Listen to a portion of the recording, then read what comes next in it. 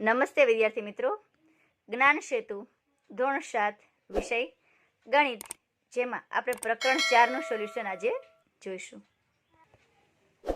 હવે પ્રકરણ 4માં ચેપ્ટર છે જાતે ગણીએ. તો દરેક પ્રકરણમાં જે જાતે ગણીએ ચેપ્ટર છે તે તમારે અલગ બુકમાં લખવાનું છે. આકૃતિના આધારે લખો. તો આ આકૃતિના આધારે જવાબ લખવાનો છે. અમે જવાબ સીધો અહીં લખ્યો છે, તમારે આ જવાબ તમારી બુકમાં લખવાનો છે. તો 5 બિંદુઓ છે, O, A, B, C અને D, તમે આકૃતિમાં જોઈ શકો છો. બીજું, હવે શોધવાની છે રેખા. તો રેખા AO, OB, OC વગેરે. હવે જોઈએ 4 કિરણો. તો 4 કિરણો તમે સ્ક્રીન ઉપર જોઈ શકો છો. OB, OC અને OD. કિરણ એટલે કે એનું ઉદ્ભવ બિંદુ હોય અને જ્યાં તીરવાળી નિશાની છે એક જ બાજુ હોય તેને કિરણ કહેવાય, અને જો રેખા હોય તો તેની બંને બાજુ આ રીતે તીરની નિશાની હોય. હવે ચોથો પ્રશ્ન, 5 રેખાખંડો લખો. તો OA, OC, OB, OD, AC વગેરે રેખાખંડ છે. આપેલી રેખાને 12 રીતે નામ આપો. તો આ રીતે આપણે રેખાને 12 રીતે લખી શકીએ છીએ. બિંદુ P ને લેતા તમે જોઈ શકો છો PQ, PR, PS. હવે બિંદુ Q લેતા QP, QR, QS, RP, RQ, RS, SP, SQ, SR. તો આ રીતે આપણે રેખાને અલગ અલગ રીતે લખી શકીએ છીએ, અને તમારે આ જ રીતે તમારી બુકમાં લખવાનું છે. હવે જોઈએ પ્રશ્ન 3. પહેલો પ્રશ્ન, એક બિંદુમાંથી કેટલી રેખાઓ પસાર થાય? તો એક બિંદુઓમાંથી અસંખ્ય રેખાઓ પસાર થાય. બે બિંદુઓમાંથી કેટલી રેખાઓ પસાર થાય? તો 2 બિંદુઓમાંથી એક રેખા પસાર થાય. હવે જોઈએ પરિસ્થિતિને અનુરૂપ કાચી આકૃતિ દોરો. પહેલું, બિંદુ X જે રેખાખંડ YZ પર છે. તો તમે આ રીતે રેખાખંડ Y અને Z દોરીને એ રેખાખંડ પર ગમે ત્યાં X બિંદુ આ રીતે લખી શકો છો. બીજો પ્રશ્ન, રેખા AB અને રેખા CD. તો જુઓ, રેખા AB અને રેખા CD O બિંદુમાં છેદે છે. તો અહીં O બિંદુમાં છેદે છે. તો આ રીતે તમારે આ આકૃતિ તમારી બુકમાં ચલો હવે આગળ જોઈએ ત્રીજો દાખલો. રેખા L પર બિંદુઓ A અને B છે પરંતુ C નથી. તો જુઓ, આ રેખા L છે. આ L પર A અને B બિંદુ છે, જ્યારે C બિંદુ નથી, કારણ કે તે રેખાની બહાર છે. હવે ચોથું, રેખા AB અને રેખા BC બિંદુ B માં મળે છે. તો આ રીતે રેખા દોરી શકો. આ રેખા AB અને આ રેખા BC, આ બંને રેખા આપણને B બિંદુમાં મળે છે. ચલો હવે આગળ છે બીજું જાતે ગણીએ, પાના નંબર 36. ચલો, હા કે નામાં જ ઉત્તર છે, એટલે અહીં લખેલા છે. તમે આ રીતે તમારી બુકમાં લખજો. નીચે આકૃતિ પરથી પ્રશ્નોના જવાબ આપો. શું તે વક્ર છે? હા. શું તે બંધ આકૃતિ છે? હા, આકૃતિ બંધ પણ છે. હવે કોઈ પણ એક બહુકોણ દોરી તેનો અંદરનો ભાગ છાયાંકિત કરો. તો જુઓ, અહીં બહુકોણ તરીકે અમે ચોરસ લીધેલો છે અને એનો ભાગ છાયાંકિત પણ અમે કરેલો છે. પ્રશ્ન 3, 2 કાચી આકૃતિ દોરો. તો અહીં જોઈ શકો છો ખુલ્લો વક્ર અને બંધ વક્ર. હવે જોઈએ પ્રશ્ન 4. નીચેના વક્રનું ખુલ્લા અને બંધ વક્રમાં વર્ગીકરણ કરો. તો આ ખુલ્લો વક્ર છે, આની બધી જ બાજુ પેક છે, બધા જ રેખાખંડોથી તે આકૃતિ બંધ થઈ ગઈ છે, એટલે આ બંધ વક્ર છે. આ પણ બંધ વક્ર છે. ચોથું જોઈએ ખુલ્લો વક્ર, આ પણ ખુલ્લો વક્ર અને આ છે બંધ વક્ર. એટલે આકૃતિ બધી બાજુથી બંધ હોય તો બંધ વક્ર, અને એની સાઈડ ખુલ્લી હોય તો ખુલ્લો વક્ર. ચલો પ્રશ્ન 5. 5 બાજુઓ વાળો બહુકોણ ABCDE દોરો. તેની બધી જ બાજુઓ, પાસેની બાજુઓ, શિરોબિંદુઓ અને વિકર્ણો લખો. તો તમે જોઈ શકો છો A, B, C, D અને E. હવે બાજુઓ એની જોઈએ તો AB અને BC, CD અને DE. તો આ રીતે તમે તેની બાજુઓ કોઈ પણ લખી શકો છો. શિરોબિંદુ તો 5 બિંદુઓ છે A, B, C, D અને E. વિકર્ણો જોઈએ તો E અને C, D અને B. તો આ બે એના વિકર્ણો છે. ચલો આગળનું ચેપ્ટર જાતે ગણીએ. હવે નીચેની પરિસ્થિતિ દર્શાવતી બે ખૂણાઓની કાચી આકૃતિ દોરો. પેલું, એક કિરણ સામાન્ય હોય. તો તેમાં આ મુજબ આકૃતિ દોરી શકાય. ખૂણો છે O, P, Q.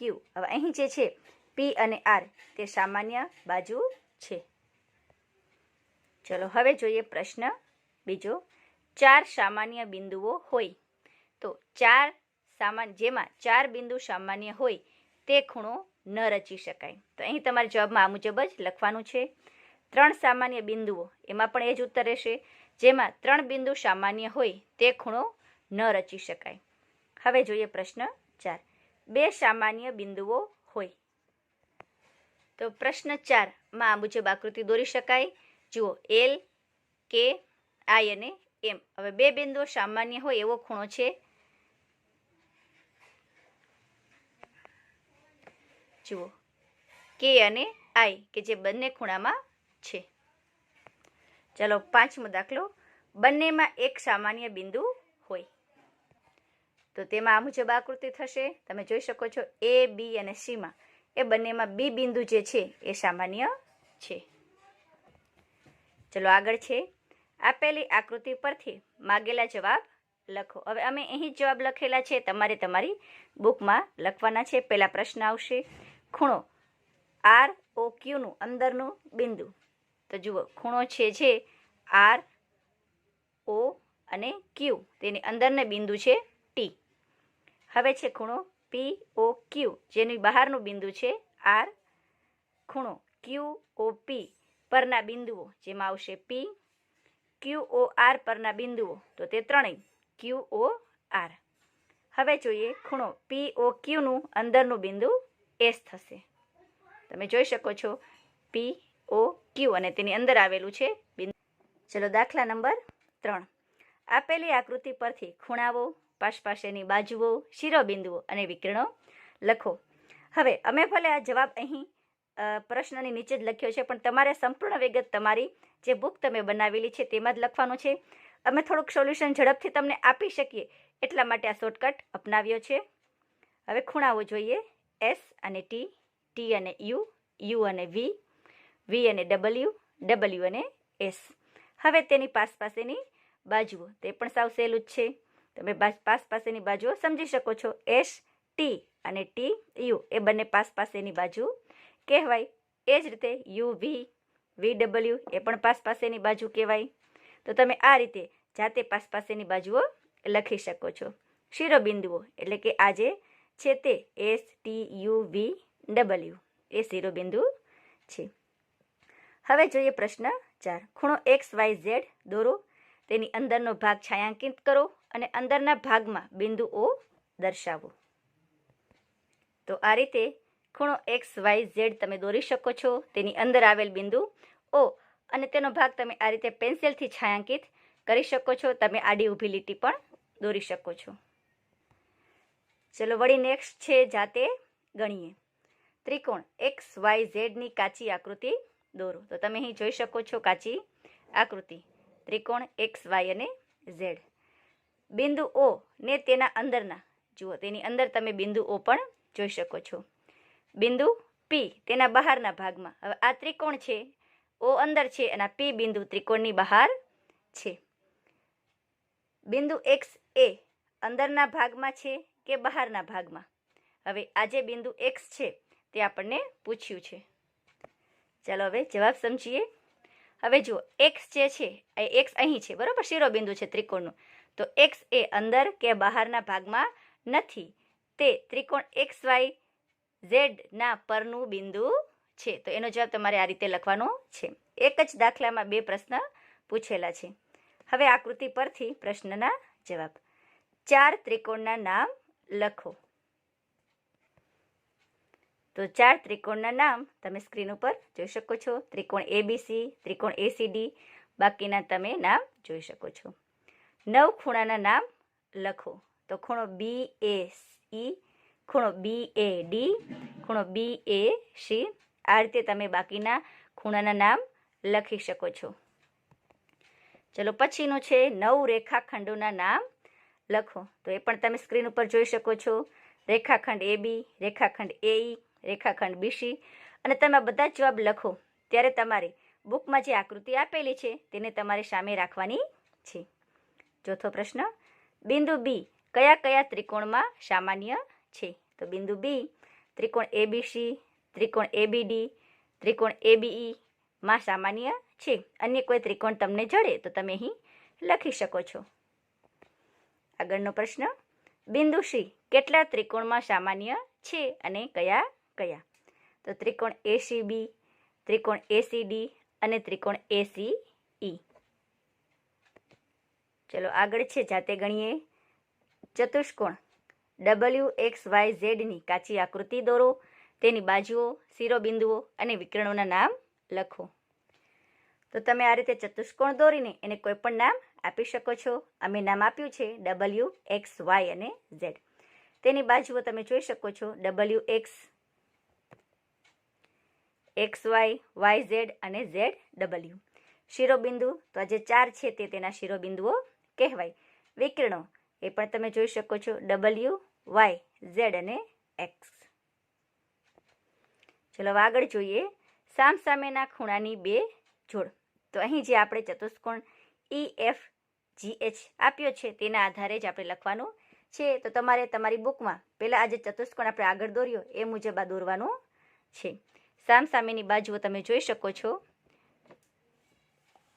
ખૂણાઓ, ખૂણો H અને ખૂણો F, ખૂણો E અને ખૂણો G.